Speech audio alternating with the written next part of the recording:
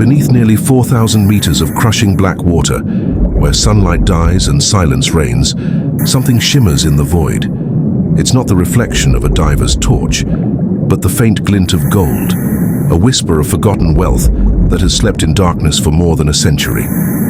These are the treasures of Titanic, jewels, coins, and golden heirlooms once belonging to the world's richest travelers, now entombed in steel and silt.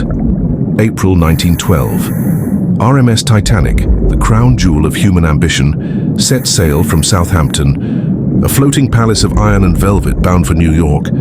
On board were millionaires, aristocrats, artists, and dreamers, and with them, their fortunes. Inside polished leather trunks and carved wooden chests lay gemstones, gold watches, diamond tiaras, and family heirlooms, silent witnesses to privilege and pride. When the ship struck the iceberg, the night froze time itself. The lights dimmed, the orchestra played, and panic rippled through the decks. As water claimed the ship, those treasures, the gold, the jewelry, the letters sealed in silver boxes, sank with it, descending into the eternal night of the Atlantic.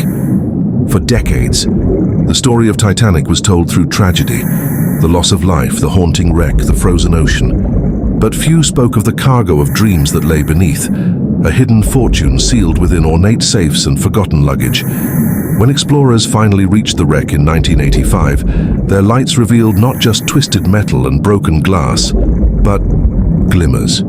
Tiny sparks of light on the ocean floor, coins scattered like stars, a pearl necklace caught in the ribs of a rusted bed frame, the remains of a vanished world of elegance. Among the most extraordinary discoveries were locked safes, their surfaces eroded but intact. When opened in the pressurized labs above the surface, they revealed stunning contents: golden cufflinks engraved with family crests, pocket watches frozen at the hour of impact, and rings with precious stones still bright despite the salt water. To one chest, belonging to a wealthy American businessman, contained bundles of banknotes, a diamond brooch, and a golden locket with two portraits inside. A man and a woman, their identities still uncertain. The locket had survived where life had not. But perhaps the greatest mystery lies in the unrecovered treasures, those still sealed in private cabins, now buried under collapsed steel beams and decades of coral. Scans suggest there are still dozens of safes and jewelry boxes untouched, layered beneath mud and time. Each box is a story waiting to be told, a memory frozen in the deep. Imagine a ballroom pendant, once reflecting chandeliers, now swaying gently in the current, or a jeweled hairpin lying beside porcelain teacups and silver spoons. Every artifact is a fragment of lives interrupted, pieces of love, vanity, ambition, and loss, all resting in silence. Today, the wreck is more than a graveyard. It's a museum sculpted by the sea. Coral and barnacles have claimed every surface, turning gold to ghostly hues and diamonds to dim stars beneath the waves.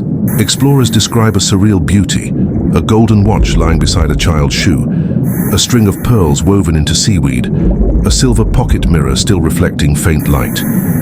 Every dive feels like trespassing into time itself. The pressure crushes the human body, yet the artifacts endure, untouched by emotion but heavy with meaning. Some researchers believe the treasures should never be raised again, that they belong to the deep, to history, and to the souls who rest there. Others argue that recovering them would preserve the last human connection to those who lived that fateful night. And so, the legend continues.